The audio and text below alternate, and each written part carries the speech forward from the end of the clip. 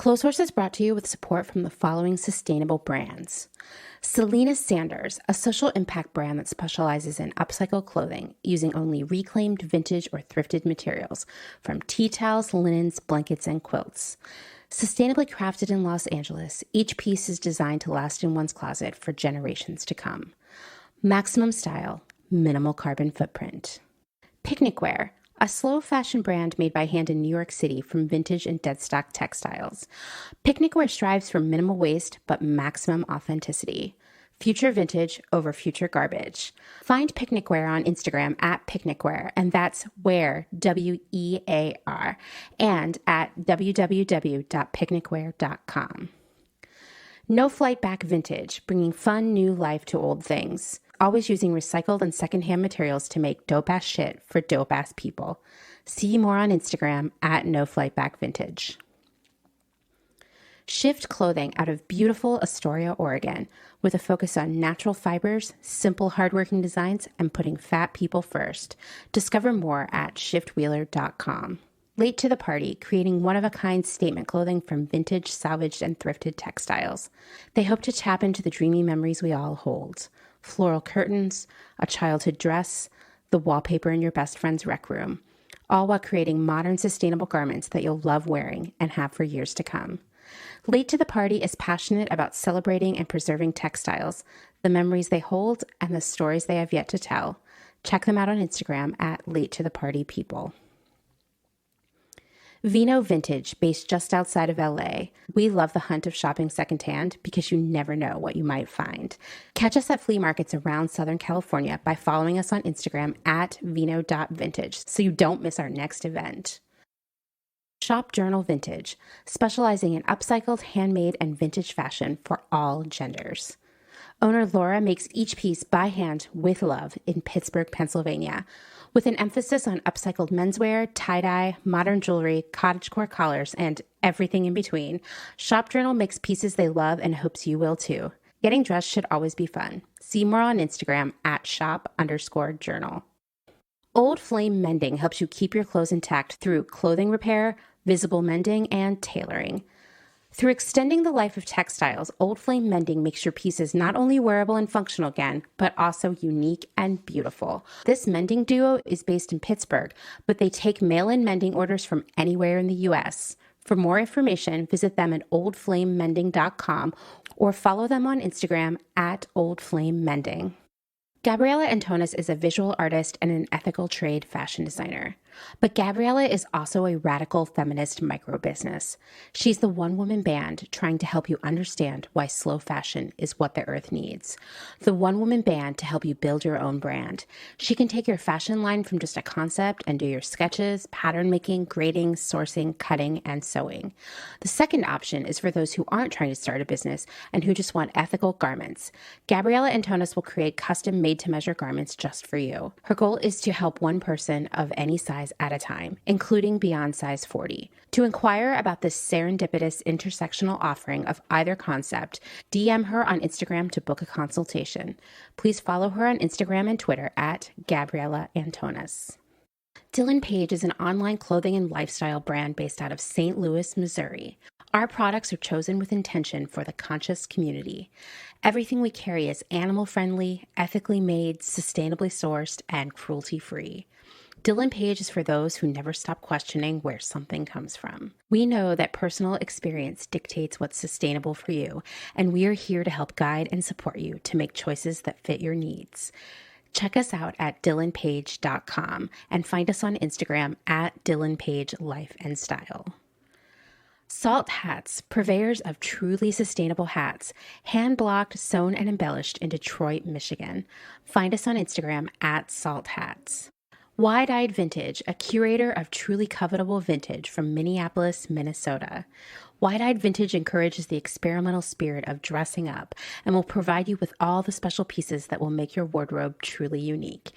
Dedicated to preserving the craftsmanship of clothes, Wide-Eyed Vintage only selects pieces that are well made, pieces that have been proven to last beyond their lifetimes, so you too can enjoy them for more lifetimes to come.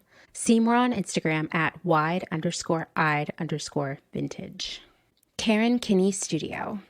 Located in Western Massachusetts, Karen specializes in handcrafted earrings from found, upcycled, and repurposed fabrics, as well as other eco-friendly curios, all with a hint of nostalgia, a dollop of whimsy, a dash of color, and 100% fun.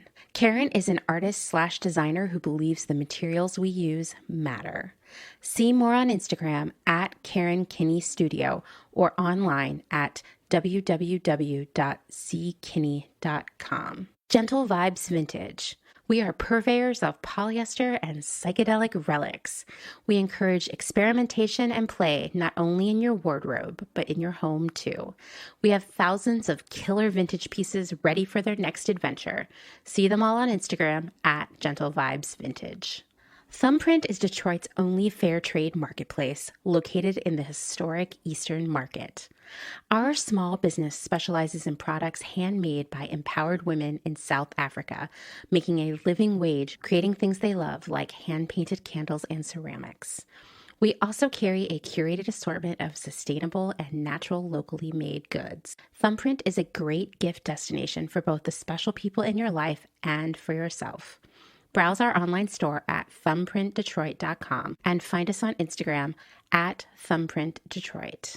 St. Evans is a New York City-based vintage retailer that is dedicated to bringing you those special vintage pieces you'll reach for again and again. More than just an online store, St. Evans is dedicated to sharing the stories and history behind the garments. 20% of all sales are donated to a new charitable organization each month, amplifying and supporting causes like food insecurity, racial justice, homelessness, and LGBTQ+ support.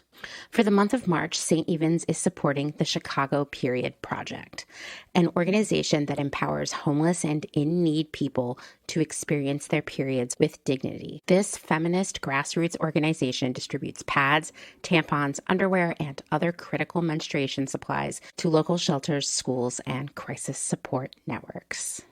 Your vintage purchase from St. Evans supports a small, women of color-run business while giving back to the collective community we're all a part of. New vintage is released every Thursday at 12 p.m. Eastern Time at wearstevens.com, with previews of new pieces and more brought to you on Instagram at wear_st.evens. That's at Wear St. Evens. Shop vintage, do good, and wear St. Evens.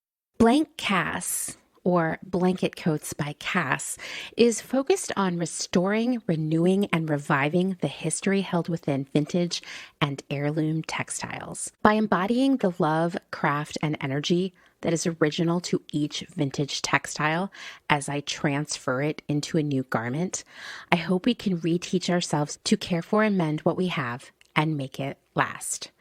Blank Cass lives on Instagram at _Cass, and a website will be launched soon at blankcass.com.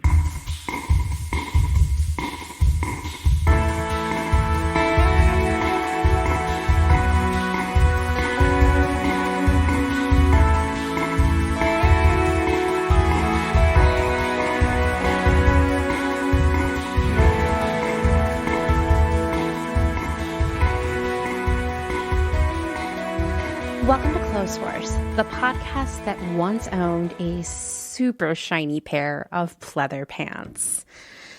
It was a different time in my life for sure, when I had short hair and I wore a lot of Technicolor wigs and I did a lot of rave drugs. I also #outfit repeated those pants until, well, they basically disintegrated into a pair of chaps. Anyway, I'm your host, Amanda. Welcome to episode 61, the fourth episode of Consumption Month, which amateurs like to call March. Today is another Hotline episode, a roundup of different messages and conversations I've had with different members of our community over the last few weeks. So what do we have? Well, we have a message from Erin the Librarian about her pleather pants. Carrie, the executive editor of Clothesehorse.world, is going to stop by to tell you why you should contribute to the blog, and so much more. Elise schools us on Depop, and Amy explains how running a business is actually really hard and how everyone should just be totally honest about that. And I, of course, agree. I also wanted to add that I have a few more conversations that I've recorded with members of the community over the last few weeks that will be popping up in episodes here and there throughout this month. If you have something you want to share with the rest of the community, maybe an area of expertise or an experience you've had, an idea, a bit of wisdom that you think could benefit everyone else, please reach out to me. That's how all of these other people ended up on the show. You can record a short message on your phone or computer and email it to me at Amanda@Clotheshorse.world. You can call the Clotheshorse hotline at 717-925-7417. Or if you think it's a longer convo, like maybe more than 5 minutes worth of stuff to talk about, send me an email and we can set up a time to record our conversation. It's that easy. Before we power up the Hello Kitty phone and take some calls, I just want to remind you, if you're interested in supporting my work on Clotheshorse via Patreon, you can find out more at patreon.com/clothehorsepodcast. You can also send a direct donation via Venmo to me at crystal_visions. That's what Annie did this week. Thank you so much, Annie. It was such a pleasant surprise. And of course, thank you as always to everyone who supports Clotheshorse and me, whether it's via cash money on Venmo and Patreon, or things that don't cost any money, like leaving ratings and reviews on Apple Podcasts. I know that tricks some sort of algorithm into showing the podcast to other people, so that's great and super impactful. Recommending the show to your friends, sharing our content on Instagram, and most of all, by actually listening to the show. That's kind of the point of the whole thing, right? So thank you so much for taking the time twice a week to listen to Clotheshorse. All of your support allows me to hopefully someday, I just know I can do it, make Clotheshorse my full-time, real paying job. That would be my greatest dream come true. And all of you make me feel like that's really going to happen. So thank you so much.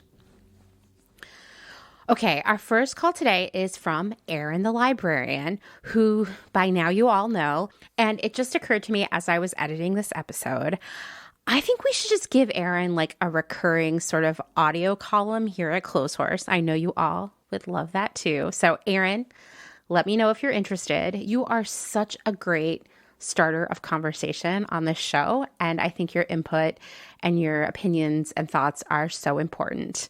Erin's call encompasses two things that we've been talking about lately: pleather and why we shop. It's the chocolate and peanut butter of March at Clotheshorse Podcast, right?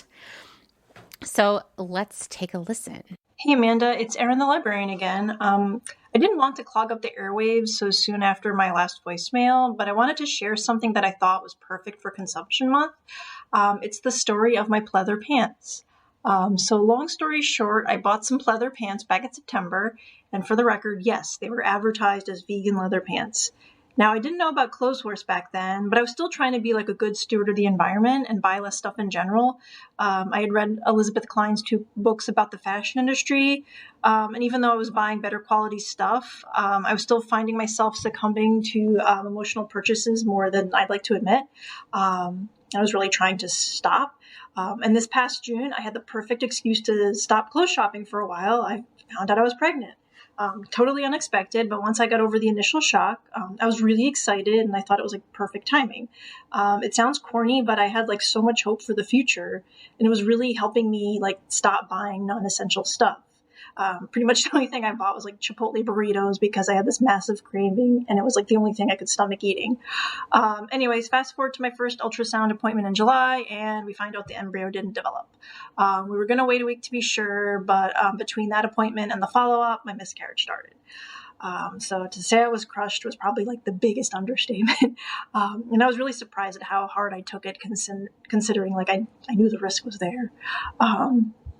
All right, so to move forward, I started antidepressants and therapy, and I was also going to help my mom move across country to Arizona, which we did in September. It was a fun little like road trip. And we got to Arizona, and I decided to hang out for a few weeks, help my mom move in. And because of the pandemic, I thought, I'll just stay for a while, and it would be like all my holiday visits rolled into one. And during this time, we took a day trip to an outdoor shopping center, and that's when I saw them. The pants. They looked so cool. And I tried them on, and they looked so cool. And they felt pretty comfortable considering that, they're plastic. And even back then, I knew this. I knew they were plastic. And they were also a lot flashier than, stuff I would typically wear. So I put them back. But I could not stop thinking about them. So I went back and bought them. I thought, now that I can't be a mom, maybe I can be that cool person that wears, cool pants. So I bought them, and they came back with me to Massachusetts. Came back, tried them on for my husband. He's like, oh, this actually look pretty cool. So I figured I had something to look forward to wear after the pandemic. I feel like I should also mention this wasn't the only aspirational, quote, I'll wear this after the pandemic, end quote purchase, but it was also the most ridiculous thing I bought. And then they just kind of hung out in my closet, along with all the other ridiculous stuff I bought, post-pregnancy loss. And then this winter, I just decided to do a big purge of my closet, which I think I talked about in my last message. And I knew in my heart I was just not going to be wearing these pants anytime soon. They're extra, as the kids say. So I wouldn't wear them to the office when I do eventually go back. And I don't really go out enough to really, I don't think I would wear them going out with my friends. So they didn't really justify the space they took up in my closet. And I guess there's also some shame there, knowing that I succumbed to some stupid fashion trend. So I ended up consigning them, and actually someone bought them almost immediately. So hopefully they have a good new life. So I guess I'm sharing this because even though I try to be a mindful consumer, it can be really fucking hard, especially when you're dealing with something upsetting. And now, not only am I not, I'm having a hard time getting pregnant again, and now I'm dealing with some stupid, random GI issue that's popped up this past month, and it's taking away my joy of baking, which was one of my favorite things to do in the pandemic is bake. And now, because it's winter and a pandemic, the only thing I can think of to try to boost my mood quickly is to shop for clothes. I've kind of directed this energy into buying jewelry from local artisans and buying some second-hand stuff. But to be honest, I've also bought a few new things as well. But at least those new things aren't these aspirational purchases, pleather pants and this. I also bought this unicorn print button down around the same time. But anyway, but yeah, I feel really guilty sometimes. And at first I felt really ashamed for buying pleather pants, but now, I'm going to try to use it as a learning experience. Anyway, thanks for listening, and say hi to Brenda for me. As you all know, this is what Consumption Month is all about. I've been thinking a lot lately about the different reasons that we buy stuff. Yes, sometimes we need it, but we all know, everyone who's listening right now, that most times we don't actually need something. And that the concept of need versus want is less a versus and more of just a spectrum. And it's so personal, right? What I think I need, you might think I just want, and vice versa. And what we need versus want over time can change as well, right? Erin and I had an email exchange a few weeks ago about grief, pain, and loss, and how it motivates us to shop sometimes. It's sort of like a mega version of so-called retail therapy. As I've mentioned before, my daughter's father died a few months before she was born. And to say that my whole life fell apart would be an understatement. All loss is excruciating. But this one, it was just the perfect storm of every aspect of my life falling apart. I had to quit my job. My mom had to drive to Chicago and help me pack up all of my stuff in a U-Haul trailer. We brought it back to rural Pennsylvania. In 1 week, everything I knew was gone. To be an adult who had been living in the city for years, doing all kinds of cool stuff, just constantly meeting cool people, wearing pleather pants, and to just feel for the first time, really, in my entire life, so optimistic about the future, just full of dreams and plans.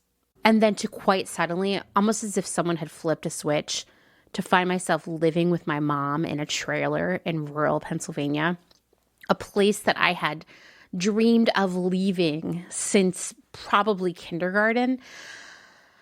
Well, It was like all of my dreams and plans were gone. They were scrapped, maybe thrown in the trash bin and burned in the backyard. I don't know, but I had just completely lost my will to be alive. Like, I just could not see how I could even live one more day. I couldn't enjoy books or music, which had always been my go-to since I was a kid for feeling good. I've never been much of a television person, but I definitely couldn't watch anything on television because inevitably every show or commercial would feature a baby, a family, someone dying, a man who looked like Dylan's father. I mean, it was just, there was no respite to be found anywhere. My mom and my grandma would force me to leave the house with them a couple times a week to go shopping, like specifically go have some lunch and go shopping. Because even to them, it made sense that clearly what I needed was a trip to the mall. And maybe it did kind of work. I don't really know. I mean, to be fair, it was something else to think about. It was a reason to get dressed. Even though I was broke AF, I definitely remember buying some super weird stuff during that time. Primarily stuff I thought I might want to wear after Dylan was born, like things that I wouldn't normally wear. And, you know, I'm a pretty wild dresser, so maybe these clothes that I was buying were not very wild. I'm not really sure. I guess I was just thinking that maybe I was going to be this completely different person when this moment occurred where that change would happen.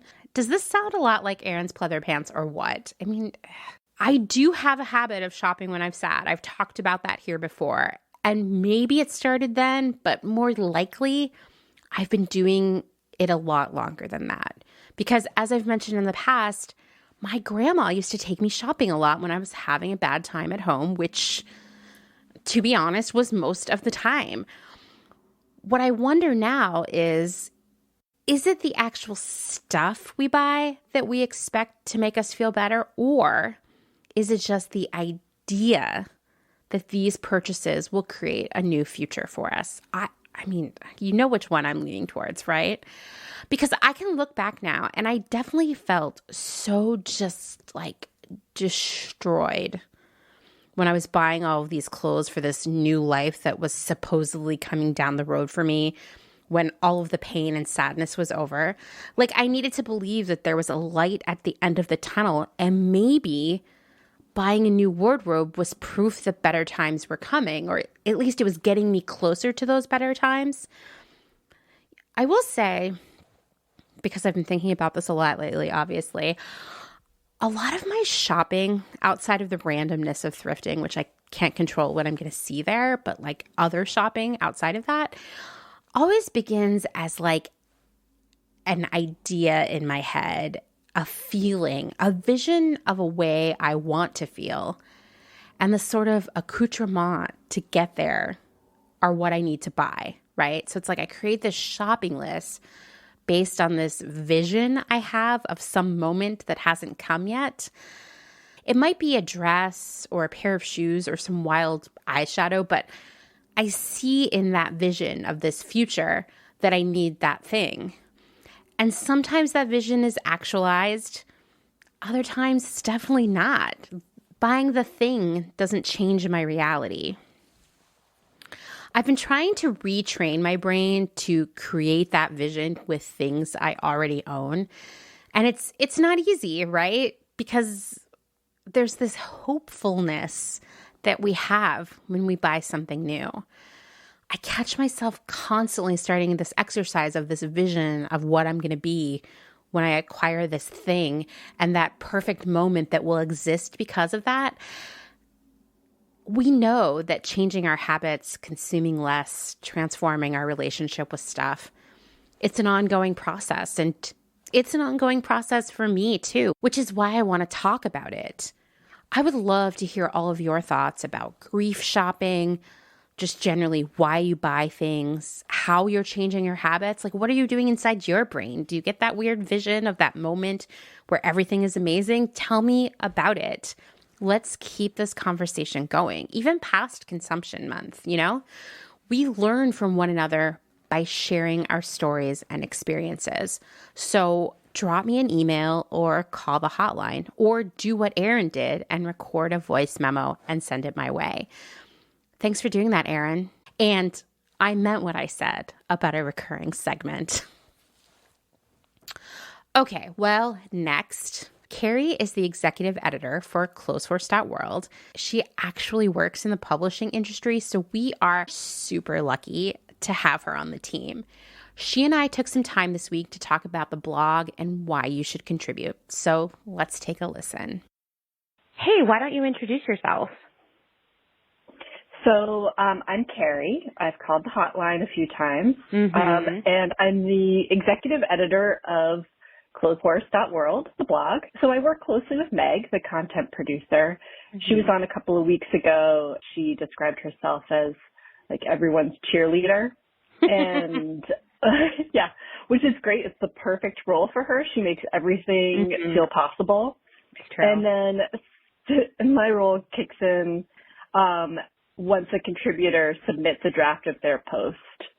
So I kind of think of myself as everyone's most gentle, kind critic.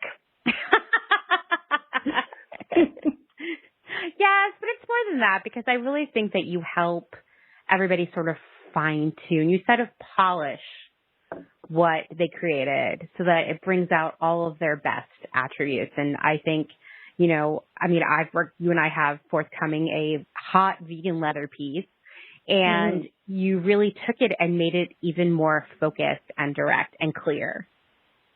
Oh, well, I'm glad you think so. I felt like I barely touched it. And you clearly have a lot of editing experience just doing the podcast. I know you've done some other really interesting things that I'd love to learn more about at some point with your zines. But yeah, you know, I do, I really enjoy reading people's work and coming up with a title and a subtitle that brings out the purpose of their piece. I do some reorganizing and shaping sometimes.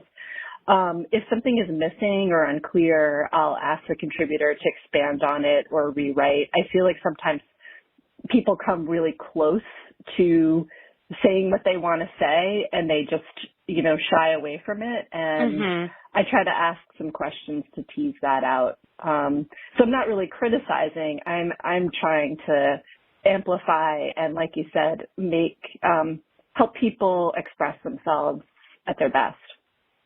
Well, and I think, you know, it's important for everyone listening to remember that most of us have only written for school or work. And so you know, when you're writing for school, it's really about like, I've got to just hit the points and get the grade, right? And when you're writing for work, it's sort of a similar thing. It's about just like getting the job done. And, you know, everybody's writing for the blog is so much more personal. And I think that's why sometimes, you know, we're not used to, in general, people wanting to read about us and our thoughts. And so I think that's a skill you have to learn, is like, hey, I have interesting things to say. Here they are. And I think that you help people get there when they're not super experienced in talking about themselves. Yeah, I think the first step is feeling the permission to do that and having an editor as a partner who gives you permission. And it's really, even if you're a great writer, you need that. I think you're absolutely right. So I'm excited about playing that role. I guess. And you also, I mean, this doesn't really affect all the contributors in a way that they might notice, but it actually keeps things running and makes sure that we give everybody the best experience ever. And that is like, you are like the chief organizer of Clotheshorse.world. And I mean, that's like all happening behind the scenes, but you know, we recently had a phone call where I guessed that you were a Virgo, and we're really lucky to have you. I think the rest of us would just be like having all these feelings and chaos, and you like keep us on track. It's what we need. You created a tool that keeps us online and makes things happen. And it really, it's so important because it ensures that nobody's work falls through the cracks and no one who contributes has a negative experience where they feel like we forgot them. I think without you, that would be happening all the time. So. Oh man, that's so nice of you to say. It's like one of those things that you don't see when you're reading the blog, but as one of the people who works on it, I'm like, this is like such an integral part of it because we're dealing with so many different people and different places and different ideas, and we all have other projects going on. It's just like, this has helped us ensure that everything happens and everybody has a good time doing it. I love that. I love organizing, whether it's anything, organizing stuff by color, organizing, people's writing and text. I love outlining. I mean, yeah, it goes on and on. Anything that involves organizing is my love language. And so, I mean, I'm sure a lot of people are hearing that right now and being like, that somebody finally sees me and gets it. So, Meg and I talked about how, like, one of the things that we've heard the most from people interested in contributing is like, oh, I'm not a writer, or I don't know, like maybe my idea is not that good. They feel really intimidated. So many people feel that they just cannot write effectively. What would you like to tell them? Well, I think that, again, to repeat what Meg said, the whole team wants you, the contributor, to look good.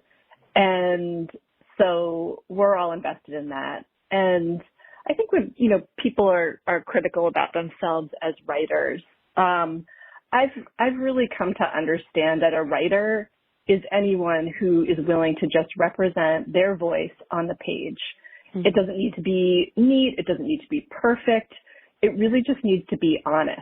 A person just has to be willing to convey their point of view and what they know.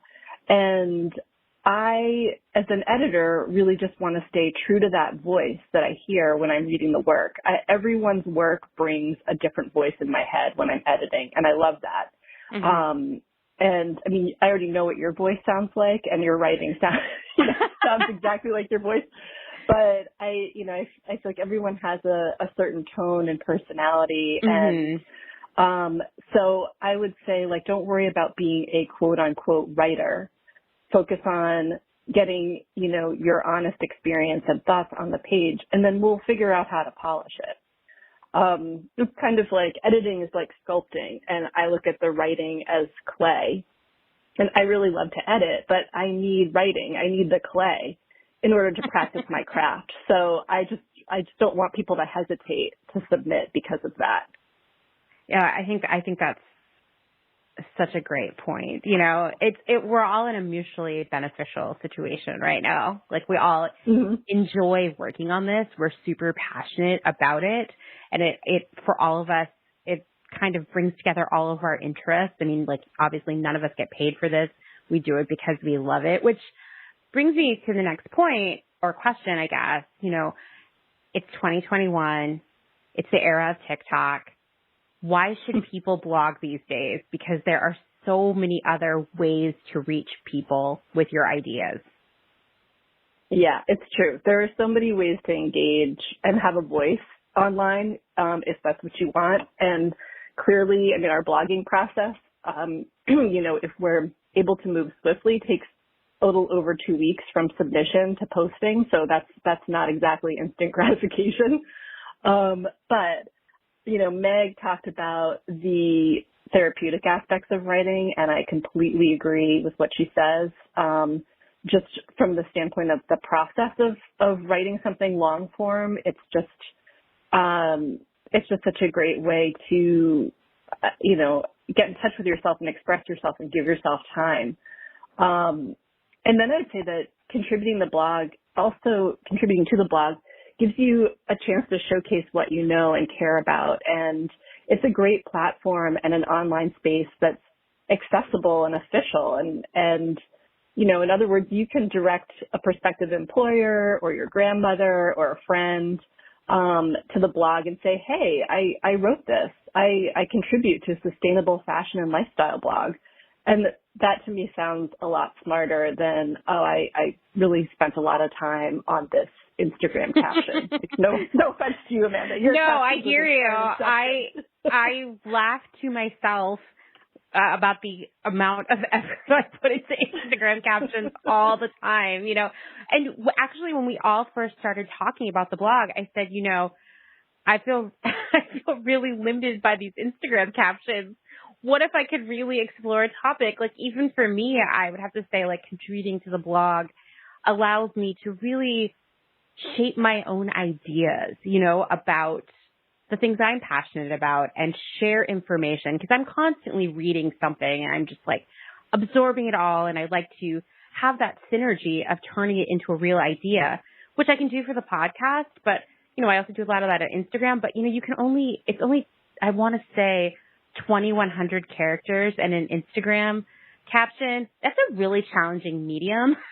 And so it also I'm not going to put on LinkedIn, check out my sick captions, bro, when you and I started working on the vegan leather piece, it was like, wow, would it be a really great place if I could just like to send someone to one place where they could find out all of the information without me being like, oh, check out the Instagram stories and listen to the podcast and just message me and I'll send you some more links. Like, I just was like, could we please have one place that is like the hub for all of the information? And so it felt good to me to say like, whoa, here's something that I somehow in one way or another became an expert in. And now I can like show everyone and share my knowledge. Yeah, it's really great that it lives in all these places. I mean, people they're not really surfing the web, like they're discovering, they're discovering things through Instagram and social media and podcasts. But where does that information then live and, come up in search? It can't come up in search in a social media platform. We can't do searches in podcasts, granular searches. So that information that you spend so much time compiling and researching and articulating is locked in those spaces. And I'm just really glad that you have gotten behind the blog and made it happen. And it's really so beneficial to the Clotheshorse message. And then obviously it creates this space for collecting knowledge. And it needs to be out there. So, so I think it's as relevant as ever. We have this community that is so passionate, has so much wisdom and experience to share. And it's nice to have a platform and sort of hub for that community. Yeah, I agree. I mean, the podcast has attracted such a smart, creative group of people, so conscientious. And, I feel a little emotional talking about this, but I wouldn't have found all these people if it hadn't been for the podcast. And now, I have the blog as a way of really getting to collaborate and, get to know new people. And during this particular year and how far flung we all are, it's really been magic. And I do not use that word lightly. No, you definitely do not. I am so glad you all got to meet Carrie. Don't you feel like your work is in the best, most capable hands? So are you ready to contribute something now? We need your submissions. Let's change what good style and a good life means for the rest of the world. You can send your idea to submissions@Clotheshorse.world or check out the contribute page on the website. We want your outfit repeats, your thrifty finds, your DIY projects, your life experiences, all of it. So share it with the rest of the community. A few weeks ago, Haley dropped by to update us on her reselling adventures. And by the way, you can find her latest update at Clotheshorse.world. In our conversation, we asked all of you to share your advice and knowledge about Depop with us. And I recorded 2 amazing conversations with 2 top Depop sellers, Elise and Ava. Today, I'll be sharing my conversation with Elise, and Ava will be appearing in one of the next episodes. It was so fascinating to talk to both of them because they have totally different aesthetics. They live in 2 different places, and yet they both have found great success on Depop just by listening to their customers. They both have a lot of experience and wisdom to share, so I'm excited for you to learn from them. So today, like I said, we're going to listen to Elise's conversation. Elise Nye is a major go-getter. In addition to the Depop store she runs with her sister called Nyeliner, she also makes a podcast called World is Burning, where she and her co-host Olivia tell each other wild stories from the environmental movement. And there are a lot of wild stories out there, as you know. And along with that, they share ways we can all join in the fight to save the planet. So you should definitely check it out. And don't worry, I'll link to it in the show notes. Okay, well, let's meet Elise. Elise, why don't you introduce yourself? Awesome. Yeah, I'm Elise. My Depop shop is Nyeliner. I'll give you my full name, Elise Nye, because the shop is kind of a pun on that. I started it with my sister in 2018. The name comes from our last name, Nye, and our mutual love of eyeliner and Amy Winehouse. And it just kind of happened. So, you know, that's what that is. I support that. I like the name origins. So yeah, we started our shop Nyeliner on Depop, just because we wanted something creative to do together. Once the pandemic hit, I went home to my parents' house. She was also there, and we just kind of started, working on our shop more and more when there was nothing else to do. And it kind of really grew over last summer, and now I'm doing it mostly as my full-time thing. So I kind of That's amazing. fell into it, and I was just like, I'm having a lot of fun with this. And also it's something that I feel safe doing for the most part in a pandemic. Mm-hmm. So yeah, I've just kind of leaned into it, and it's been really fun. So you only sell on Depop, correct? I sell mostly on Depop, and then I recently have been trying out Etsy. So it's a lot slower, and I don't have as much stuff listed over there, but I've been trying that out as well, just to kind of see how it goes. But definitely Depop is my main thing. And why did you choose Depop? So my sister Sarah is Gen Z, and like she through high school sold a lot of clothes on there, and she was kind of the one who told me about it. And I sold my clothes like out of my personal closet for a while, just once there was something that I was like, I don't think I'm wearing this that much anymore, I'd put it up there. And then so we were both on the platform, and then when we were thinking of like what kind of fun creative thing can we do together, that kind of jumped out as something that would make sense because we both had experience on the platform. So that was kind of how that happened. And I mean, we both were on it all the time and, buying things off of there. So it just kind of happened naturally. I'm assuming you like go out and like thrift for the stuff that you sell. Okay, so I know that this is like a controversial thing.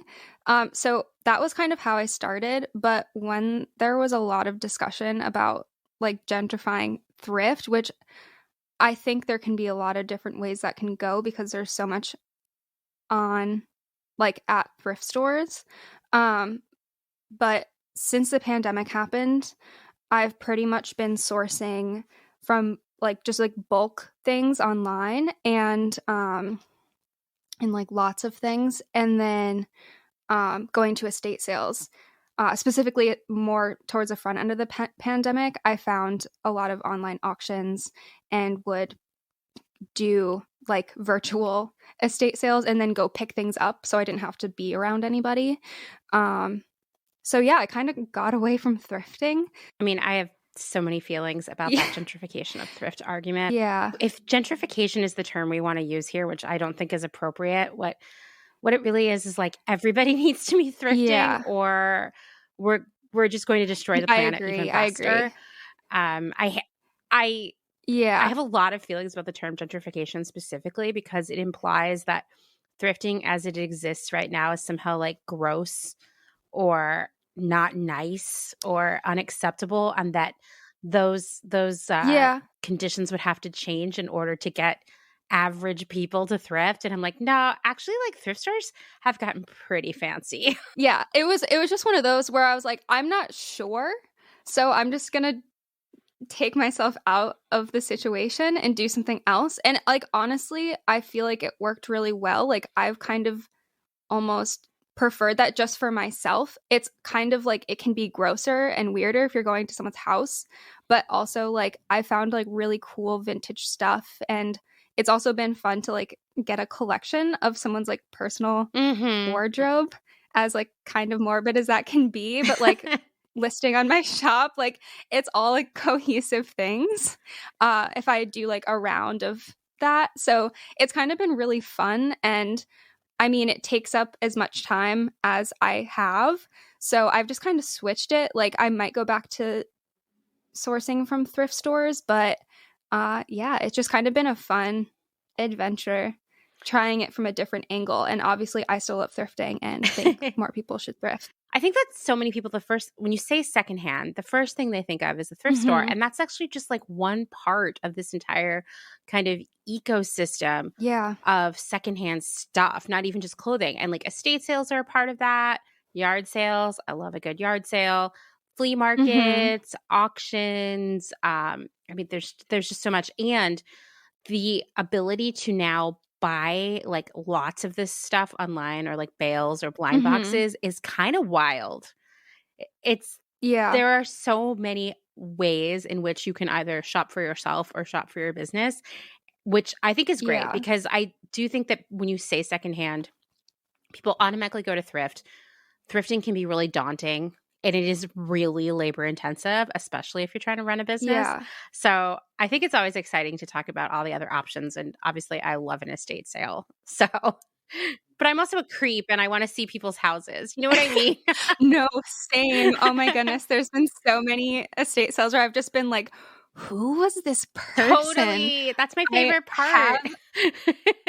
I have looked up obituaries to find out what the deal was, because like when you go into like an 80s like mansion that's all teal and everything is like a whole vibe, and like why is the grout teal and everything, like who, how, what, I needed to know, so I found out. but yeah, no, it's totally just like a whole different world of stuff. And again, it takes up just like there's more than I can even go to. So like, again, there's so many different avenues for finding secondhand stuff. Like truly, like you will never run out. It's true. I mean, there's just like, even if you take out thrift stores, which you should not, but it's kind of wild. Like how much, I mean, like, surprise, surprise, we're like surrounded by stuff everywhere. We didn't even mention Facebook Marketplace. Like that's another place. And I haven't really looked for clothes there, but apparently buying secondhand clothes off of Facebook Marketplace is an integral part of the like used U.S. clothing trade in Mexico. So like there's another channel. I mean, there's just stuff everywhere. Yeah. So, okay. So when I was talking to Haley, you know, the challenge that she was running into and that I was like, I don't know. It was like, how do you get eyes on your stuff when you list it? Okay. So there's a lot of different things. So I know you talked a lot about search and how you weren't really, like, it was confusing, the search process, which Depop right now is like going through changes to deprioritize spam taggers. So okay, wait, time out. What is a spam tagger? Okay, so if you find a listing and like someone writes a description and then under it they'll tag like a bunch of different brands that aren't the piece, and then they tag like every trend. They're like Y2K, whatever. I hate that. Cottage core, blah blah blah. Like every trend that is irrelevant to the piece.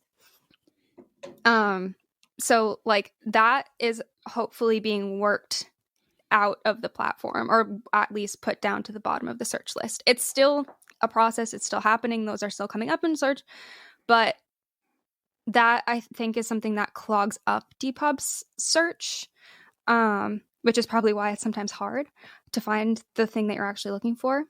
But they're working on it. So, with that in mind, I think it is really important to just describe the piece as accurately as possible with as many like accurate search terms as you can think of.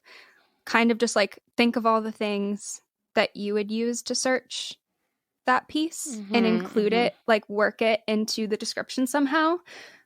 So like that's step one. And then just making it really obvious, like noting any flaws, add measurements if you can. But like that is kind of in terms of writing the description, how like what I would suggest doing, and just keeping in mind that hopefully the search itself will become more and more accurate and better as they kind of develop that. The second is just taking really like good pictures, clear pictures with good lighting, have a good just clean background, and kind of take pictures that maybe you're moving a little bit or just like showing off the piece and you're not just like standing like a stick. Like give it a little bit of personality. So don't just like hang it on a hanger and take a picture of it or lay it on the floor. Well, it depends. Modeled photos generally do better on Depop, but also if flat lays are your thing and you can make them look really good and cool, or if something doesn't fit you and you just don't know how to model it, like you can do it. That should kind of be second. But if like that's your thing, figure out how to make that look really cool and appealing. Like make sure there aren't wrinkles. If you can kind of tell a story with different objects and like make it like an Instagram flat lay, I guess. But like make sure you can understand the shape of the piece, like what it actually looks like. And if you do flat lays, you're going to get a bunch of messages asking for you to try it on. So if you want to save some time, model it, even though that's annoying. Yeah. No, I mean, I agree. I think I've worked places where we've actually done like a ton of analysis into like, is it better to shoot on a form? How do flat lays perform? Put it on a model, better with a white backdrop or like out in the world. Like we've done so much research into all of that. And basically the more like mood your image has, the more likely it is something's going to sell. Yeah. So like, I definitely think it's a balance of like what you can do time-wise, what you're comfortable doing, like how many can you shoot looking at a certain way, if that makes sense. And just like generally keeping things relatively consistent through your shop, I feel like is also helpful. And there is a photo guideline that Depop has that helps you take photos exactly how they want to be featured on the Explore page, which I feel like is a really big part of Depop and how you can grow your shop.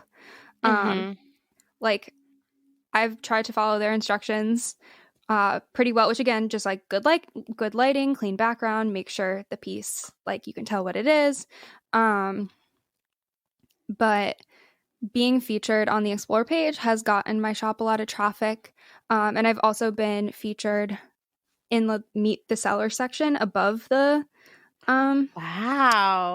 the Explore page once last summer, and then another time for like their holiday shopping promo thing, just because I have a lot of accessories that are good for gifting.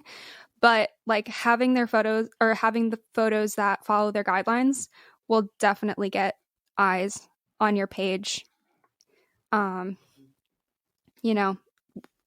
of search, which is super helpful. And another thing is that things need to be $30 US to be featured on Explore. So that's just something that in thinking about pricing, like if you're thinking of, making something $28, you might just want to make it $30. Yeah, that makes sense. Yeah, so just like little things like that, trying to get on Explore, like you can definitely grow a following and sell a lot of stuff without being featured. Like it's not necessary, but it helps a ton with growth. And And another tip is just move all the sold items down to the bottom of your shop. On the desktop version of Depop, there's just a little button on the profile that does it all, so you don't have to bump everything. So just keep your shop neat, which again, just like makes people want to buy more things from you. And, you know, I said move things down with that button so you don't have to bump, but bumping things does help a bit. So just like hitting edit and like reposting the item kind of just like brings it up in front of people's eyes again. It takes a while, but if you do it while you're watching a movie, you know, it's whatever. Yeah. No, and I think that's really smart. I mean, I know that's kind of what Poshmark is going for with the sharing, but that also is like so energy intensive and really doesn't guarantee any sort of success because everybody is just constantly resharing like infinite numbers of things. And so I think each share sort of loses its power. So it seems a lot more organic on Depop to just throw it back out there again. I mean, sometimes I wish I could do that with like Instagram posts. Yeah, that would be good.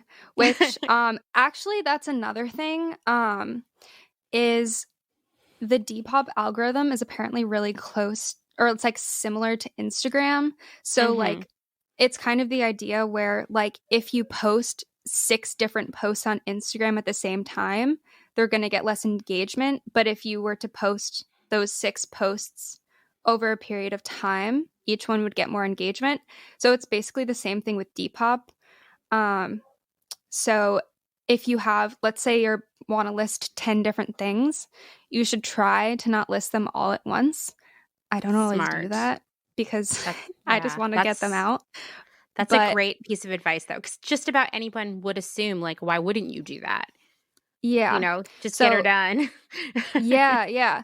And like you shot all these things, you want everyone to just like see them and it's exciting. But if you also like, I want to write all my descriptions and do all like any photo editing and all that in one go. So I'll sometimes save them to drafts and then post the like already made listings over a period of time, whether that's like every half hour over the course of a day or, you know, just depending on my schedule, spread it out a little bit. So that is something to keep in mind as well if you have a lot of things to list.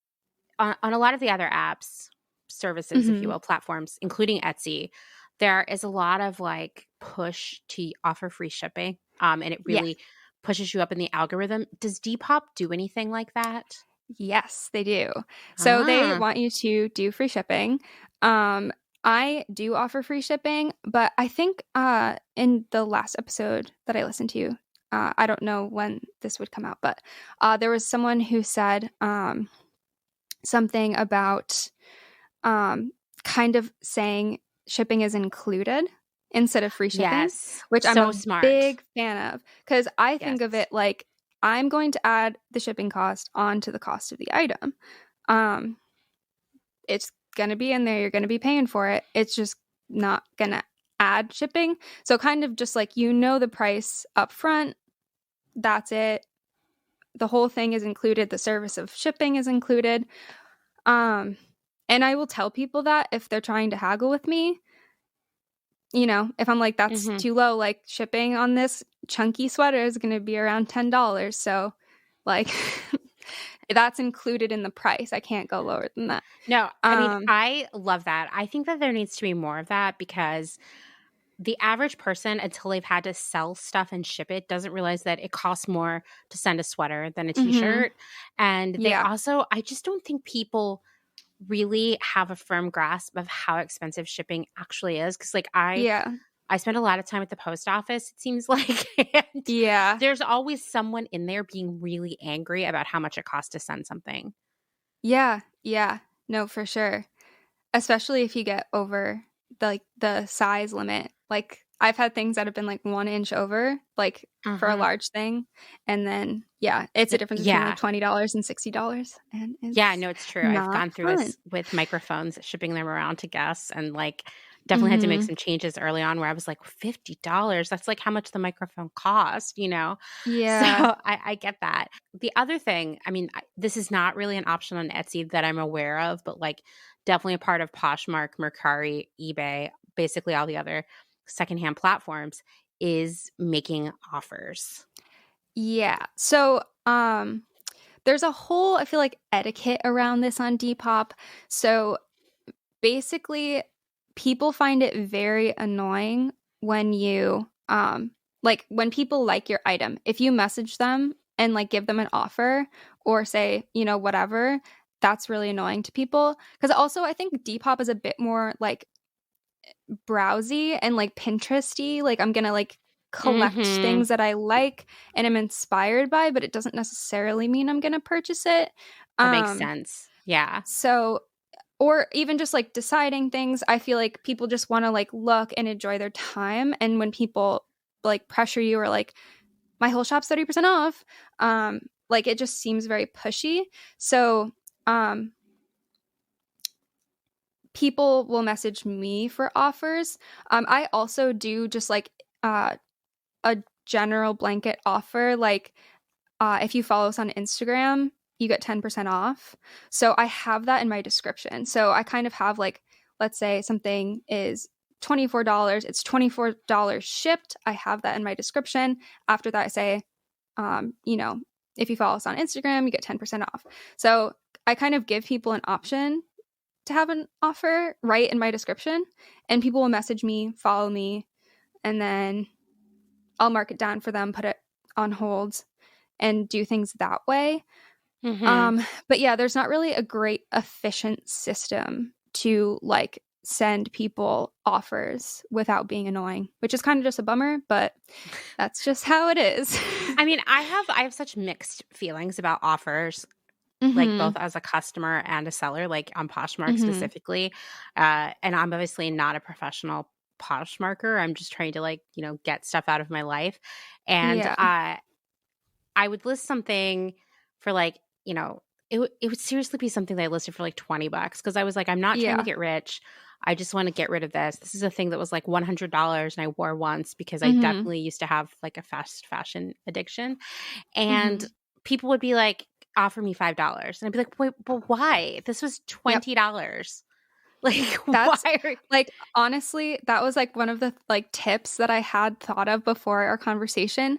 Like, if you're gonna sell things online, specifically seriously sell things online, like have a system in place for situations like that, because if you don't, it's draining and like it's just like I don't know, like it makes you feel sad if you don't like, oh, like you're not valuing what I'm trying to offer. So like anyone who says that, if people lowball me, blah blah blah, I message back, we'll give you 10% off if you follow us on Instagram. That's my offer. Like, that's so smart. Sometimes if it's like, okay, this has been in my shop for months and months and I just want it out, I'll be like, we usually do 10% off if you follow us on Instagram, but like in this, which is normally this price, but for this item, this time, I can go down to blank to kind of meet them halfway if they're lowballing me. But I have that. If not, if they say, no, I want it for $5, then guess what? Like, they're not a customer. They're like not a real customer. They're like not shopping in a like respectful way, and they were never going to buy that thing from you. I agree. Like, I agree. I feel like, I mean, I've been, you know, this is the week of vegan Leathergate at Clotheshorse, and I have been talking about like weird, subtle trolling behaviors that I see online for weeks with various friends of mine who've had a lot of weird experiences. But I do think that there is this weird, some people are just a bargain shopper. Some people might not have very good, they can't read the room perhaps. To that effect, honestly, like I can a lot of times ahead of time tell if someone's gonna give me like not necessarily a bad review, but is gonna give me like a 4-star review for no reason, just like they didn't like it, or they're gonna complain about some wear that I included in the description. And I know, like, and I've done it before. I'll be like, okay, like I'll give you this cost, like whatever, like this is my discount, and I'm like, they're probably gonna give me a bad review, and they do. Every time. Like, I know, because it's a certain energy that they have, and they're just not going to be cool about anything. And that, like, it's easier just to be like, no. no, this is my price.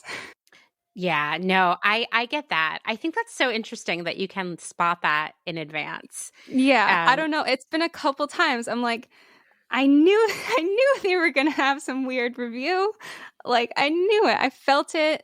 It was a weird pushy energy. They're just not going to be happy with whatever you give them. So Totally. Yeah, it's okay to just tell people, no, this is my price. Nope.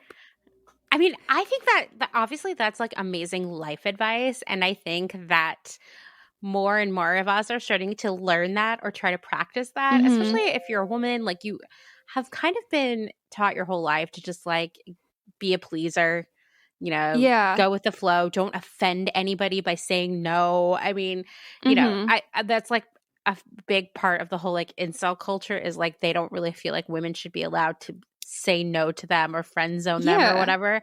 And I think that there's a lot of angst that sometimes can come out of selling secondhand because you feel like you can't just be like, no, sorry, like this is not up for debate. And I would hope you wouldn't like go to work and let people be like, your boss be like, hey, so I'm only going to give you a quarter of your paycheck this week. I hope. And so I think that is a really good way to look at it. So let's talk about reviews, because this is another thing that seems to be a pain point for just about anyone who sells on just about any platform to a different extent. And I was like a really early adopter of eBay. Like in college, I was obsessed with eBay. I would buy most of my stuff on eBay. Yeah, and, eBay is really fun. I've really, got into it over the pandemic. Yeah. Oh my God. I had like kind of moved away from eBay, but my husband has been going strong and we are definitely way back into it because I'm always looking for really weird, like cake decorating books and like, just faux fruit and whatnot, like whatever weird stuff I'm working on. I just bought like a vintage wooden Barbie bunk bed for my cats. I need to put it together, but like, oh my gosh, I'm really excited about it. Like stupid stuff like that. Like, do you need bunk beds for your cats that are sisters? Because that's the cutest thing you've ever heard of. Yeah, you do. And it's so funny that you would mention that because I had been looking at like what I think maybe was like an American Girl doll bed or like a knockoff American Girl doll bed specifically for Brenda. So do it. This is your sign that you should absolutely do that. Clearly. So, I was like, I can't believe you're bringing this up because it's like something that I've been thinking about. Anyway. And I got like 70 sheets to go with it. I'm going to try to like make a comforter. I don't really know how to sew that well, but this is my project. I can't wait to see this. So. I support this project. So like one thing like that has changed a lot about eBay is like in the early days of eBay, you not only would, the seller be reviewed, so would the buyer. And that was really important. I mean, obviously it was like a different time because like in the early days, you could use PayPal, but like PayPal wasn't widely available. And so a lot of people would mail a money order or a check, which to think about buying stuff online that way is like so hilarious to me now. Yeah. But, that's how it would be. And so you could be, as a seller, you couldn't be an asshole because it was going to come back to haunt you. And like, obviously that's gone now. And it's just like this one-way review street. But I mean, we see a lot of shitty stuff, like bad behavior. I mean, do you follow that account, Small Biz Memes? I don't, but I do follow like Depop drama and like have seen stuff that's probably similar. Yeah, it's all just like people really punishing sellers without like, no surprise to you probably hear this, but with all the postage drama that's been going on, which has nothing to do with anyone who's selling anything. It is so out of their control. I cannot reiterate this enough. People are like, I don't know what world these reviewers and customers live in because like I thought we all knew that everything was wild and has been for a while. But these people are like harassing sellers because their stuff hasn't arrived and like threatening them and leaving them bad reviews, all because of the shipping. And on Etsy, I know that can really affect where you land in the algorithm. So your stuff might be pushed down to the bottom. And, obviously Etsy is just this like mountain of stuff to wade through anyway. So that's really problematic. Do bad reviews on Depop affect you the same way?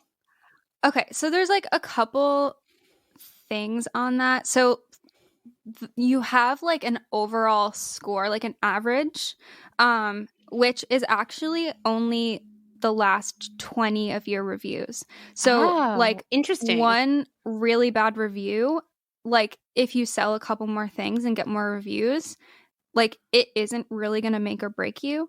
And you can also reach out to like the Depop support team and have them take down a review.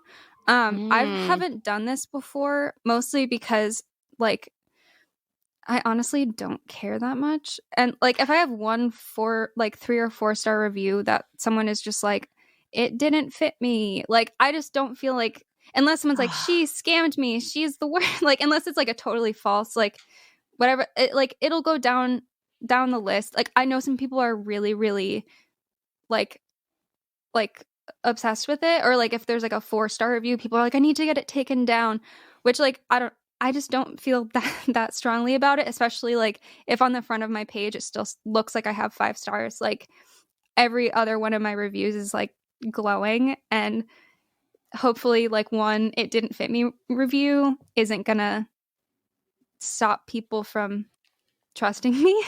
I don't think so. I don't even look at that stuff. I guess if I saw the person had like 1 star, I would be like, okay, I better check out these reviews. But so like I know people get really upset about it. So that's another thing as a seller. Like if you get one bad review or one review, like if it is it didn't fit me, I'm gonna complain about the wear that you noted in the description and I just didn't read it. Or like, you know, if it's that kind of review, just like don't take it personally. It'll get bumped down after 20 more reviews. Like it's not even going to be incorporated into your average. So like it's cool. Don't worry about it. But if it is something really weird, you can ask them to remove it if it's unfair. And is there any other advice that you have for Depop sellers? Yes. Okay. So along the lines of the reviews, I would, especially with shipping things, and like, I mean, I'm in Texas, so I had a nightmare situation on my hands this past week. So I was not able to ship in a timely manner. So being really proactive with your communication. And if you know you're not going to be able to ship for a couple days, or you know things are just slow in the system, reach out to people beforehand and start a line of communication. Or if people are worried about their order, give them a timeline. So say like in December, everything was crazy, everything was taking a long time. I would tell people like, okay, things are just really slow. It's probably like, I can tell you that it's on its way to you. If you still haven't gotten your thing by Friday, message me and like I'll help you figure out where it is. And that kind of like buys you more time, and they're like waiting for a specific day. And then like at that day you could be like, it's in Oklahoma, like it's moving slowly but surely towards you, like let's check in again on Tuesday. And just like really talk to people. Like I honestly feel really lucky. Like all my customers were so understanding, and have been in different various situations. And I feel like just if you're really nice and like explain the situation and are like very present, people are generally pretty cool. Even if they come at you like, where's my thing? And you're like, it's on its way. It's here. Look. Like they're usually like, oh, cool. Like they just want to know where their stuff is. But like that's with anything, just be like really present and like kind. So like that's a big tip. Again, that just like that avoids so much like energy loss in the future for like crazy situations. But yeah, definitely just like good customer service, be nice. Taking good photos is a really big thing, which I mentioned before. One other thing that I would say, which I know a lot of people get really stressed out about, is just like plan for fluctuations in sales. Sales are absolutely not steady, which is like, it's fine. And like, it's kind of to be expected, especially in like the crazy world that we're living in. Like I feel like the past like month and a half have been really slow, but I'm starting to see things pick up a little bit. But like, I mean, but everything's a nightmare. So I'm like, if you don't have time to shop on Depop, like, whatever. It's like, I get it, right? Like, we're on a new crisis every Wednesday. So I get it. But like, if you want to do this full time, I would suggest like having a part-time job at least, or something that you can like know you can pay rent and cover your basic expenses. So just so you're not absolutely stressed out of your mind if there's like a week that's really slow. Because also I feel like sometimes after the slowest weeks, like the next week is absolutely popping. So like it just is, you know, it kind of, I feel like balances out. But just like if you're doing this, like know that that's going to happen and set that expectation. This isn't specifically a way to succeed on Depop, and I'm really passionate about it. Is a way that I found to cut down on costs is to use all recycled mailers. And I've been posting in my like local Buy Nothing group on Facebook and collecting people's like the mailers that people have saved up, which is eco-friendly. It's a good way to kind of like get to know people in your neighborhood. And yeah, I just love the eco-friendliness, and also that it is it just cuts down one more expense for your shop. But that's kind of a tip. I know people are always like, where can I get eco-friendly packaging that's not expensive? And I'm like, oh my goodness, it already exists. Just ask people. Because you can't recycle that stuff. Yeah, I think it's so smart. So one of my pet peeves is that Poshmark has really normalized the idea of like brand new fancy packaging, and even and why are they normalizing that? Because now they're selling it. Can you believe that? I mean, of course you can believe that, right? And so I mean, why wouldn't you ship something in a box or mailer that you've already used, right? Like I exclusively do that, and I refuse to change. But someone gave me like kind of shitty feedback about that. Really? They were like, yeah, I got that dress and it was in a box that once held something else. And I was like, yeah, obviously. That's so annoying. I know. Yeah. I know. Because like, I don't like that at all. Yeah. Because like honestly, because like I'll use like everyone in my neighborhood's Amazon mailers. And then like I got some just like a big huge thing of white tissue paper from Eco Enclose. So I'll still like wrap my package up and include a little note. So like branding wise, it's still relatively consistent, but I'm just like the bulk of the packaging is reused. So I try to like strike a balance. But yeah, it really bothers me that like there's all this new packaging, and like the unboxing culture and everything has led to like everything needs to be like ultra cute, which is, I mean, a lot of weight on the seller to like buy all that stuff. And also it's not good for the environment. So that's what I do. If you want completely free packaging, just Buy Nothing group, or just like have your family members and friends save them. And I agree. I agree. And there's no shortage of it. No, like literally there's 3 people that I've collected from, and like hundreds of mailers. Like it's so many. Like it's so many. Like truly there's no shortage. Like I want to like find more small businesses and just like give them so many mailers. Because truly so many of them. I mean, I love this. Please, can we just like normalize reusing packaging, because it drives me crazy. And I think if more and more people just did it, then no one would bat an eyelash at it. Yeah. You know, like to be honest, I wish I could order something from like Sephora or something and it would come in a reused box. Like I do not care. Yeah. Yeah, neither do I. And I honestly have gotten good reviews from that. People saying like, oh, reuse packaging, like eco-friendly. Like I get those reviews as well. That's definitely something I'd recommend, even though like it's probably not going to help you succeed on Depop. But like, again, I just feel like it's a good way for you to make more money, and it's great. You were talking about fees on Depop. I don't know if you want me to break down that, because that's definitely like a good thing to understand, like what the deal is before you start selling, just so you can include it in your like how you price things and whatnot.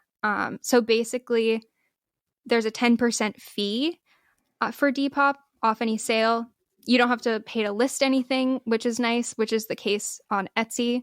So there's that 10% fee, which honestly, I kind of think a bit about it a little bit as like a marketing cost, since they put my stuff on the Explore page a good bit and like get me in front of people. So there's that 10% fee, and then there's either a transaction fee for a credit card or for PayPal, which is 2.9% plus 30 cents. None of this is terrible to me because I feel like, for example, Poshmark, I feel like is roughly 20 to 25%. Really? Okay. And that is wild. Yeah. And I can say that because I recently sold something that was $100 and I got 70 something dollars of it. So that is not like a number I'm pulling out of the air. Yeah. Yeah. So like, again, like I feel like, you know, people might think 10% is steep. Like it gives you a place to host your shop. And again, like if you can get on the Explore page and stuff, it also like feeds into marketing. So like it is a chunk of money, but I personally feel like it's worth it. Another thing to keep in mind is the amount that's taken out may look weird because they've started charging sales tax in certain states. So that is collected in addition from the buyer. So it will look like you got more money into your PayPal, or like it's like a higher dollar amount and then like it's taken out. So that's just something to keep an eye out for if you're confused about the math. And then also there are a couple different methods of shipping on Depop. So you can like ship with Depop, and then if you opt to cover the shipping, then that amount is also taken out of what you get. So, you know, it just really depends on how you set things up with the shipping and how fees are associated with that, or how that affects the money that you actually receive at the end of the day.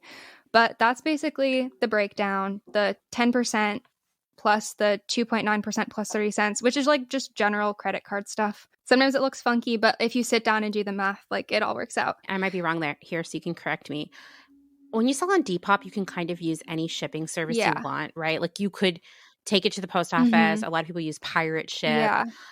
Whereas with Poshmark and some of the other platforms, you are actually like locked in to using their shipping service, which is expensive. So I think that's another benefit of selling on Depop. Do you think, this was another thing that Haley brought up in our convo, do you think there is sort of like a generational aesthetic difference between Depop and the other platforms? Probably. Like, honestly, I don't really like shopping on like other platforms like Poshmark and Mercari for myself, unless I'm looking for like an extremely specific thing. Like a specific brand and a specific size kind of thing. But I mean, I personally really like the aesthetic of Depop, and like Depop really discourages using stock photos and stuff, and really encourages people to model things. So I feel like overall the pictures are better quality and give you a better sense of like the specific item that you're buying. So I personally prefer it. I mean, I think it's cooler. Yeah. It's just like for me, it's just more enjoyable, and it like it's more likely that I'm just gonna sit down and like scroll through things or like search different things and spend more time on it. But like again, super personal opinion. I definitely think Depop does though aim to be very visually pleasing. Oh, definitely. There's such a difference. I also feel like there's a lot more like, I don't know, like style inspiration to be found for sure. I mean, I rarely buy anything off of Poshmark because there's like 99% of what is listed on there is just not appealing to me. And it's also not really the ideal place to go if specifically you're looking for vintage. I feel like it's a lot more brand focused. Whereas like if you're just like, I am more of an aesthetic person, less of a brand person, Depop feels better to me. Yeah, and one thing I really do love about Depop is I feel like it is really about styling and about just like reimagining how any article of clothing can be worn, which I think is great, especially since going to a thrift shop or going certain places is sometimes super overwhelming, or it's just hard to know sometimes like how a certain piece would translate to real life, or maybe something is like frumpy or just like isn't really stylish, but then people on Depop make it stylish or like give you like, oh, okay, I get how that would be worn. And I think that adds a lot of value. I love the idea of getting away from brands, getting away from Like any particular things that we like assigned value to for clothes or trendiness to clothes in the past, and then just like being able to appreciate everything or be able to make things work in a cool way. Yes. Yes, I agree. I think it really inspires a lot more like individual style and creativity and innovation, which has always been far more interesting to me. Agreed.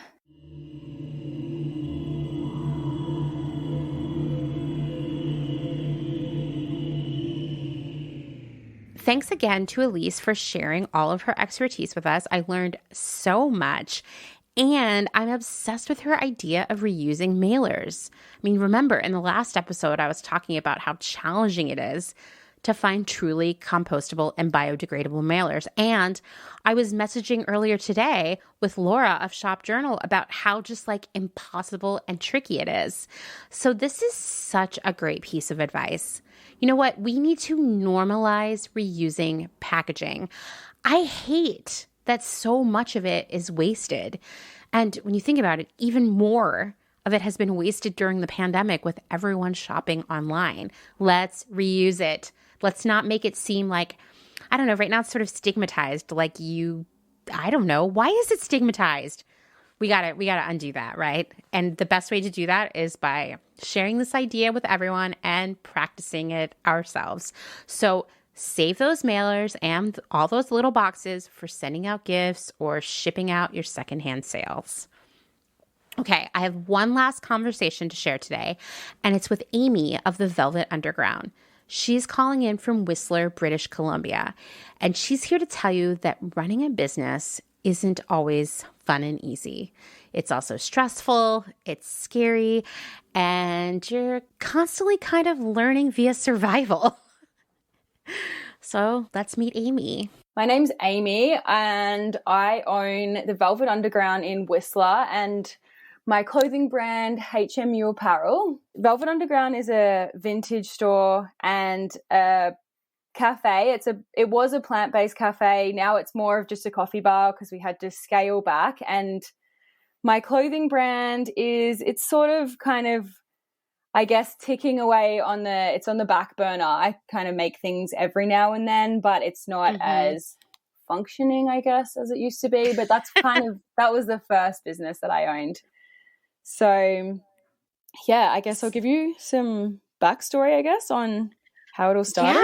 Yeah, because I, when I was putting together the brand directory, I like Googled your address to add the link.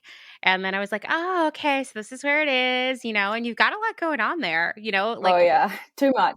To just have a vintage store would be a lot. To just have a coffee bar would be a lot. To have both is a lot, Yeah, I have like a really big problem with just trying to do everything at the same time. I hear you. I have the same problem. I bet a ton of people who are listening are nodding their heads right now and they're like, yeah, me too. Yeah, it's really hard. So I guess pretty much like I started out just doing the clothes, like the clothing brand, and I started making hoodies, like snowboarding hoodies, in my big share house. And I was just making them out of my bedroom. It was, pretty grassroots, and I was selling them to all my housemates. I was living in like a 15-person share house. So it was pretty easy. I had another job, so I had low overheads. And it was really fun. It just kind of grew organically. And then as I got older, I sort of thought, well, I think it's, I'm not getting any younger. Maybe I should make this into a real business. So I decided, time to get like a commercial space, and I went and got another job at like a fishing lodge to try and save up a little bit extra money because I thought I needed more money, and I was totally right. So I did that, and then kind of started researching how I was going to do it all, and I had no like formal. I used to be a chef, so I don't actually have. I just taught myself how to sew. So I have no idea how to sew professionally. But I was like, yeah, I can do this. Like, I think sometimes when you don't know, it's like easier because you don't know what you're getting yourself into. I agree. Yeah, I agree. It's really truer words have never been spoken. Yeah, I think so often you're like, when you know all the hurdles, you don't get into it. But I didn't know. So I was like, this will be fine. Like, sure, I can have my own clothing brand. So at that stage, I was just cutting everything with like a little, fabric pizza cutter, a couple of stacks of fabric at a time. But like the next step up was, either buying machinery, which I didn't know how to use. And I was like, oh, it's really expensive, which is actually way cheaper than what I ended up doing. And that was getting it cut in a factory. And then in order to get it cut in a factory, you need like huge quantities, and then you need like professional patterns and all this stuff. So I went from like pretty small to spending $20,000 on fabric and patterns. And then I got some things cut and sewn in Vancouver. And then I was sewing the hoodies myself. I just got those cut.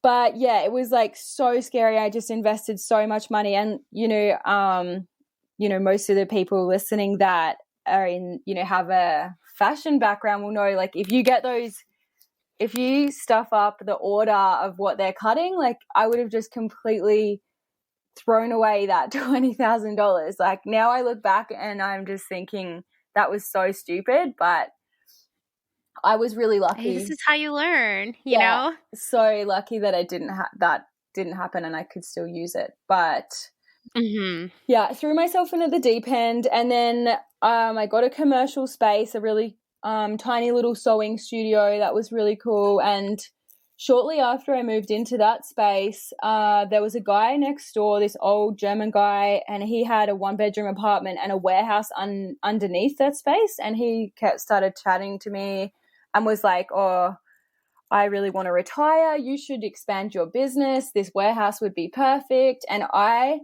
was thinking, well, I don't want his kitchen cleaning business, but the space would be pretty cool. So I kind of just latched onto it. And yeah, even before I'd really even tested out if my business was going to work, I really got that in my head that I wanted this extra space. So anyway, meanwhile, I'm like sewing and prepping for this huge market that I thought was going to be like my big debut and it was going to be really good. And then I did the market and I thought I was going to sell about 60 hoodies, and I sold 6 hoodies. And I was just like, oh, shit. So I was, I know, I asked like, oh my gosh, I didn't do any market research, and I guess I massively missed the mark. And I thought it would just be like it was when I was at the big house, and it wasn't. So at that stage I started opening my little sewing studio as a storefront and selling vintage on the side, just to get some revenue in. And that's kind of where my next business, Velvet Underground, started. So, and then shortly after that, the landlord messaged me or emailed me and said, oh yeah, that warehouse space that you really wanted, it's all yours if you want it. And I'm just like, oh my gosh. Realistically, like my logical brain is like, don't take that. Like you don't need a more expensive lease. Your business is already not going that well. But I just, your intuition sometimes is like, no, you've got to do it. So I took it, and one of my friends started helping me with vintage, and we decided it would also be a great idea to open a cafe, because that would be a really cool business as well, which is pretty stupid. So I think a lot of my business challenges are partly like, well, they're definitely self-imposed. But yeah, so next minute I'm signing the lease, I'm getting another business loan, building permits, and then 5 to 6 months later I have a cafe, a vintage store, and a clothing brand. And wow. And after probably about a month in, it was like pretty apparent that it wasn't going to be anywhere near as busy as I thought. And then not long after that, I had a falling out with this friend that was helping me, and then I had 3 struggling businesses. We were open 7 days a week. And, and I was all by myself. So it was like pretty stressful, but, I had 5 staff and we just started hustling. We were open, just kept opening more and more hours to try and make it work. We would do live music where once a week we would pretty much gut the store, get a liquor license, get a band in, and just, host these like live music shows. And we'd go down to Texas and try and get better vintage. We had a website. Like we were trying to do everything we could to make it work. And I think, from the outside looking in, it probably looked like we were doing pretty good. But in Mhm. reality, it was like going so bad. We were spending so much more money than we were making. And I was so busy that I couldn't even like, you know, come up for air and like figure that out. So by the time COVID hit, it was really bad. I had literally no money in the bank at all. And then we were all forced to close down and whatever. So, you know, I asked a few friends, business friends, for advice. And one of them, my now business advisor, said, you got to jump on IGTV right now and, you know, ask your community for help and tell them what's going on. And one of my other friends was like, no, whatever you do, don't tell people how bad it is, because nobody wants to support a struggling business. And that just didn't feel right to me. I agree. That doesn't feel right to me either. No, I think it's exhausting trying to pretend it's something that it's not, especially when it's going bad as well. Yeah, no, 100% agree. We need more of that. We need more honesty. I think so. 100%, because I think now more than ever, like, we're so isolated. So everybody's looking at everybody's lives through the lens of social media, and it creates such a distorted perception of reality and, you know, unrealistic expectations of what your experience should feel like and should be like. And, you know, I think that's what creates so much disappointment and sadness, depression, loneliness, all the things. And I'm like, I'm not about to promote that through my business. So pretty much from then on, I've really tried to keep it as open and honest as possible. And when I did reach out to my, you know, my customers, my community, I got one of our customers donated us a bunch of money, and it pretty much paid for the rent at least the first month. That's amazing. So that pretty much kept us going. And then since then, you know, I've really lent into that, you know, like honesty, I guess, model. And it's been such a game changer. Everybody's always, you know, when we say that we really need support, people come out and, you know, they try and help us and support us as much as they can. But yeah, it's been, you know, COVID is obviously, it's been tough for a lot of businesses, but yeah, it's been a long road, and now finally I've just had to scale back again because, yeah, it's just been really quiet. Up here in Whistler, we didn't get locked down recently, but we just got absolutely slammed with COVID because I think it's such a small community. And I don't think we weren't getting a lot of people, and not that I know of or heard of anyway, we weren't getting a lot of people that were like seriously ill, but everybody was sick. So everybody had to isolate, and then everybody was out of work and all that kind of thing. Yeah. So like at one stage, I think I knew about like 15 to 20 people with COVID. Wow. That is pretty wild for a small town, you know? In Whistler, everybody lives in these big share houses. There's like 20 people in a house. I mean, what do you do? So, you know? I know. Yeah, I mean. And staff housing. So it just goes through like wildfire. Yeah. You know, there's got to be some light at the end of the tunnel at this point for you. Like, if you can keep going just a little bit longer, things will be okay. But I know it's super hard. It is really hard. But like, I think, you know, sometimes you have to take one step back to take two steps forward. I'm such a big believer of that. So I just scaled it back to just me now, but we'll just open less. And I'm really lucky that I have a website and things like that. So, and I'm lucky that in Whistler, the rent is insane. Like, I think some businesses in the village pay, you know, like $20,000. I don't know. That seems insane for me. $20,000 to $50,000 a month. Stop. I know it's crazy, but I'm really lucky. I'm in like an industrial estate, so mine is a lot more chill. So it's going to be, you know, I don't have to. It's more manageable to try and make that as just one person. But if you have like $20,000 rent, you can't. Yeah. Oh, I know. I mean, I have so many friends who have had to close their business or like greatly modify it. Yeah. And, you know, I think it's really important to be honest about what's going on. And it's like you said, we're more reliant than ever on like connecting with one another on social media. So when you see what seems to be everybody else having a great time, it's really bad for your mental health when you're struggling. And I can say that, like, I have had a really hard time since the pandemic began, you know? Like, I lost my job almost immediately. you know, and I, for a long time, felt like I needed to hide that because I think there's so much shame attached to having a hard time, you know, Yeah, there or really is. you like briefly mention it and people come at you with like toxic positivity, which is almost worse. Yeah, so true. Where it's like, don't worry, everything will be fine. You'll be glad this happened. It's all going to work out for the best. And you're like, what? You don't know what you're talking about at all. I know, right? But like you telling your Yeah. story has like made me so much more like want to support you so much more, because, you know, I Well, definitely, I'm glad. that's why it pretty much, that was 100% of the reason why it pushed me to support you on Patreon, because I think there's so many podcasters and things that are always like asking, you know, they want people to support them on Patreon. But if I know that podcaster is doing really well, like I'm not like, if that's kind of bad because I still might appreciate their content, but I am definitely like not as inclined to, you know, pull out my wallet and support them because I don't feel like they need it as much. But if I know somebody really needs my help, I'm like 100%, I'll do everything I can to support the underdog.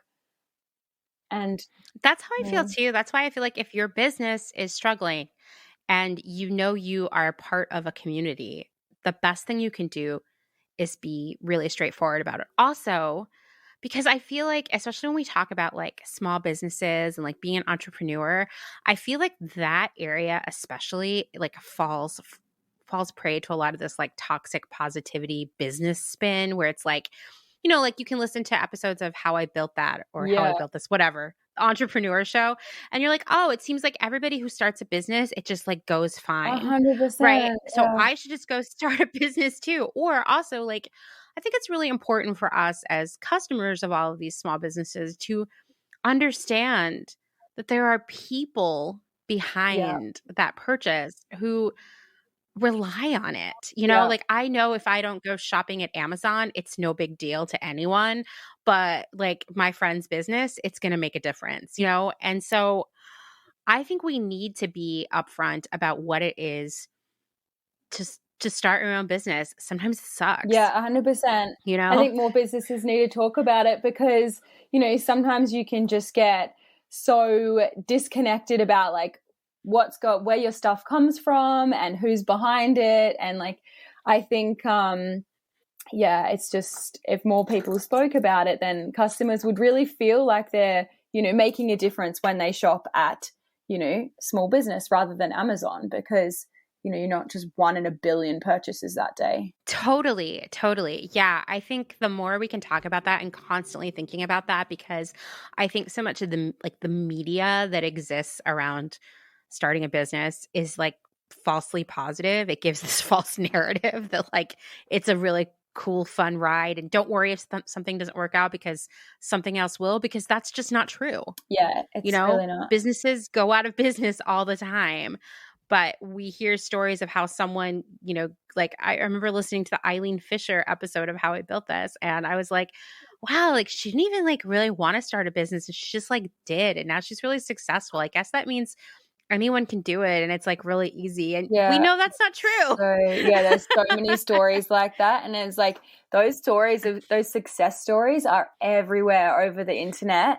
And those, in reality, those are the unicorns. Like, that's just not what it's like at all. I know. We never hear the story of it was really hard. Now I work 24 hours a day because I don't have anyone else to help me and I can't afford it, you know, or like I'm afraid I'm going to close down, or so true. I don't know what Canada is doing to help small businesses in the pandemic. It's been kind of a shit show here in the US where a lot of people were hoping to get these government loans that were sort of gobbled up by like large companies. It's been just a disaster. Yeah. And so like, I want to hear more people talk about that because I barely hear that. And I feel like that also sends a false narrative to like the average American. Like, don't worry, our taxpayer money is protecting all these small businesses. So we don't even need to shop with them. We can keep going to Amazon. And it's like, no, like that's not real either. But I think we're all like I don't know, maybe it's like a pride thing. I'm not sure, but you like don't want to tell people when things suck.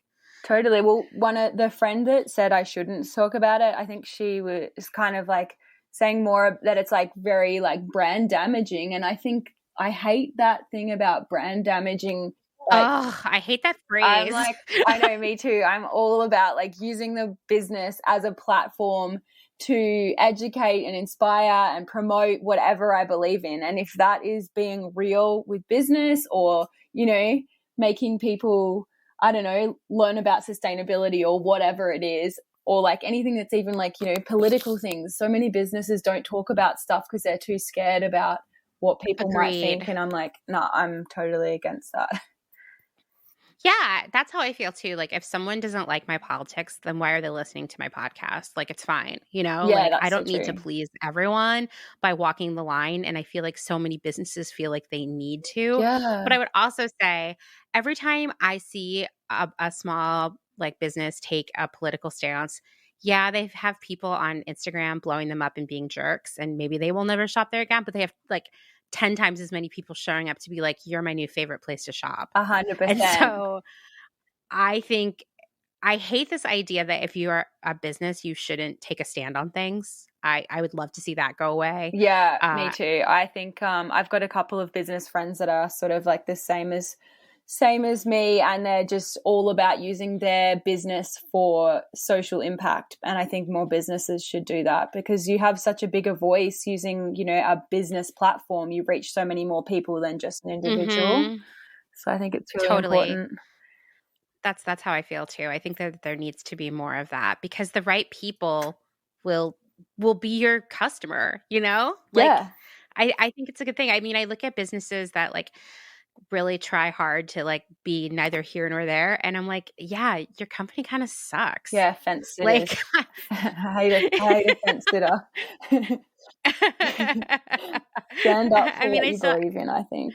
Exactly. Whether it's on your personal feed or on your business, I think the larger audience you have, unfortunately, the larger kind of responsibility you have to like, I don't know. I just feel like we all are influencers to the people around us, So and true. so we should be real Yeah. about what's going on. I think I've been thinking about this a lot lately. How like we're kind of like the first generation of people to be obsessed with this idea of like a personal brand. Like Yeah. I remember the first time I heard someone say that, like they were going to post something on Instagram. They're like, I don't know if it's in line with my personal brand. And I was like, you're not even an influencer.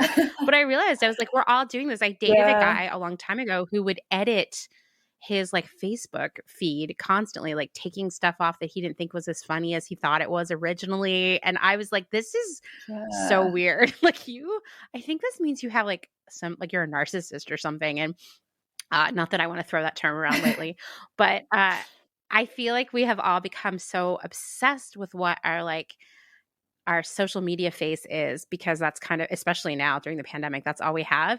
And I think it's making everybody so much less sincere. Yeah, 100%. Yeah, I think there's like in some parts of you know, people's lives, people are getting more and more like trying to, you know, talk about mental health and things like that more and more, which is really good. But there's such a long way to go. And I think with business especially, it's still definitely not there. Like not many people talk about the really hard times. Yeah, it's really stressful. Yeah. It is really stressful. If you think that your job is stressful, running your own business is like 20 times more stressful. Yeah. Because it's so uncertain and you feel like all the responsibility is on you. Yeah, like when you have staff as well. Yeah. It's so heartbreaking to try, and you always want to do the right thing. Well, at least I think I do. Want to do the right thing by them, and like that weighs so heavily on every decision that, you know, I've ever made in business. And yeah, it's really, really hard. So what else are you up to as you kind of wait for, I hate to say this term, this isn't real, what life going back to normal, or at least the pandemic ending? Let's say that. Yeah. So right now we are really lucky actually in Canada, because the government has given us some like pretty decent support, I would say. A lot of the support though, like wage subsidies, things like that, have really relied on how your original sales, and because we were doing so badly before the pandemic, it kind of stitched us up a little bit. So we didn't get as much support, but like definitely, I think we're definitely getting a lot more than what you guys are all getting in there. US. So I'm thankful for that. But yeah, I'm pretty much just I'm gonna scale it back to just 2 days a week open in the store, and yeah, hopefully I can, I don't know, maybe I can rent the space out a little bit as well on top of doing, you know, all the other thing and all the other, you know, like my clothing brand and the vintage and all that stuff.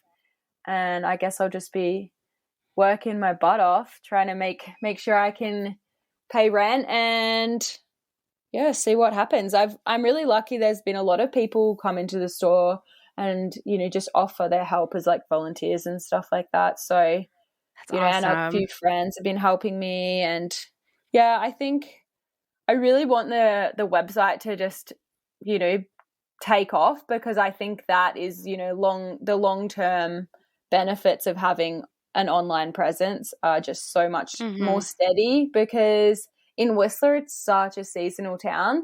So relying on, you know, local traffic and whatever money is coming into the town is not that safe of a bet.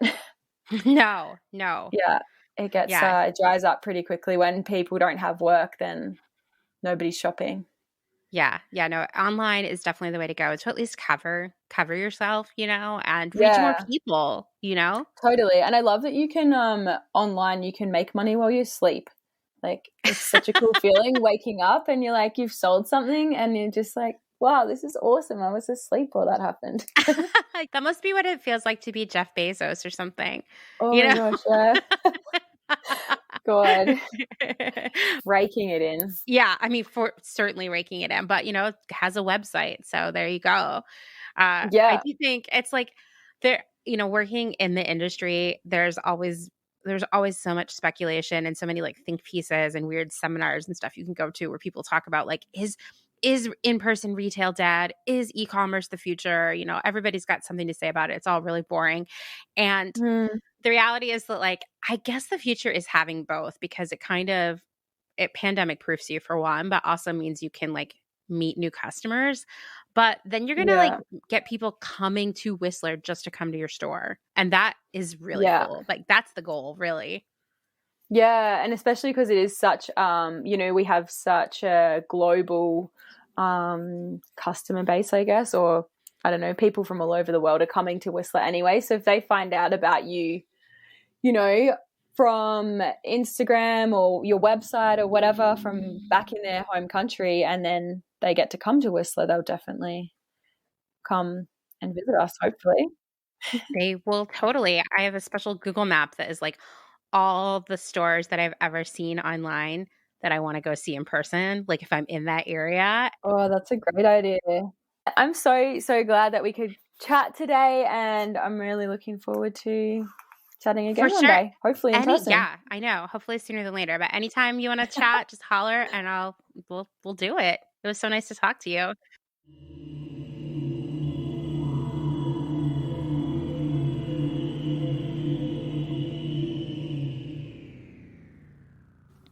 I'm so glad Amy took the time to talk about all of this with me, and I can't wait till I get to meet her IRL. In fact, I can't wait until I meet all of you.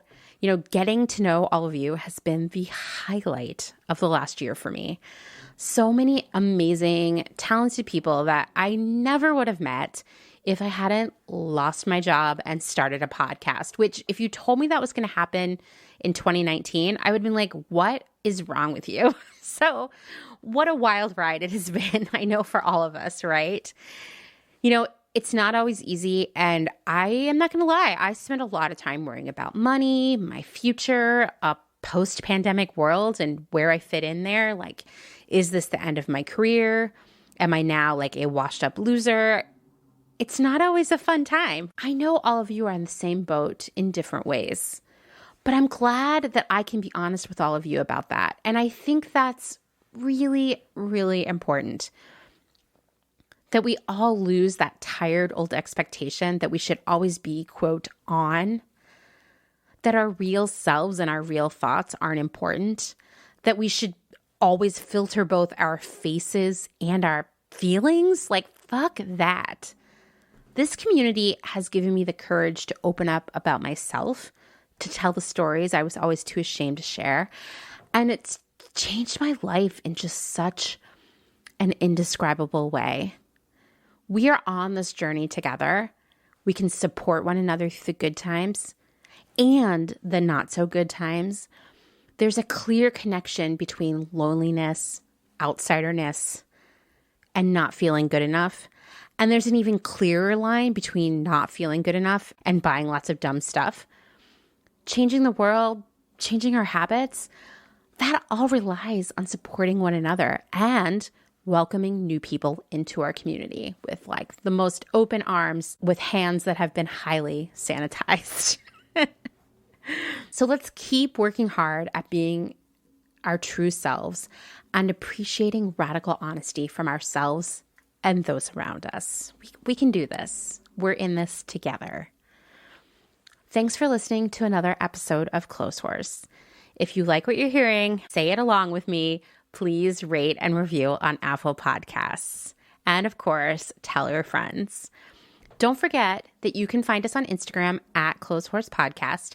And every Friday, I do an Instagram Live at 8 p.m. Eastern Time where I update you on what's happening at the blog, and I answer your questions from this week's episodes and really about anything else. And I did miss this Friday's live session because I was raking up a bunch of crazy weeds in the backyard. Like, I don't know what they were, but I was trying to clear a bed to plant herbs there, and there's definitely some poison ivy, some poison oak, some poison sumac or something in there. And an hour later, I had a rash from like my neck and a tiny bit of my chin to my knees. Feeling slightly better now, but man, it was like my whole body was covered with the little prickers from cacti, and it was miserable.